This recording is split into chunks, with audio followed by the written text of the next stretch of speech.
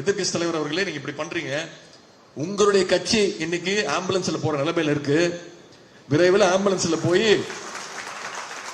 பாஜகவோட அறுவை சிகிச்சைனால நீங்க விரைவில் ஐசியூல நீங்கன்னா, நான் உங்களை சொல்லல, அதிமுகன்ற இயக்கத்தை சொல்றேன், ஐசியூல நீங்க அனுமதிக்கப்படுவீங்க. கடைசியில உங்களை காப்பாற்றுற மருத்துவராகவும் எங்களுடைய தலைவர் தான் வருவார் பாருங்க அப்படின்னு தான் சொன்னேன். முழு மனதோடு சொல்கின்றேன், உள்ள அன்போடு சொல்கின்றேன், அழுத்தமாக சொல்கின்றேன், உங்க அத்தனை பேருடைய குரலாக சொல்கின்றேன். எதிர்க்கட்சி தலைவர் எடப்பாடி பழனிசாமி அவர்களே, நீங்கள் இன்னும் 100 ஆண்டு காலம் உடல் நலத்தோடு மனநலத்தோடு நீங்கள் வாழ வேண்டும். எதிர்க்கட்சி தலைவர் அவர்களே, நீங்க இப்படி பண்றீங்க. உங்களுடைய கட்சி இன்னைக்கு ஆம்புலன்ஸ்ல போற நிலைமையில இருக்கு.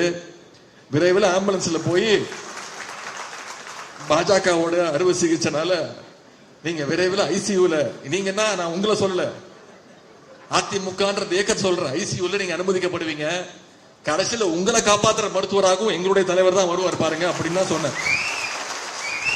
முழு மனதோடு சொல்கின்றேன், உள்ள அன்போடு சொல்கின்றேன், அழுத்தமாக சொல்கின்றேன், உங்க அத்தனை பேருடைய குரலாக சொல்கின்றேன். எதிர்க்கட்சி தலைவர் எடப்பாடி பழனிசாமி அவர்களே, நீங்கள் இன்னும் 100 ஆண்டு காலம் உடல் நலத்தோடு மனநலத்தோடு நீங்கள் வாழ வேண்டும்.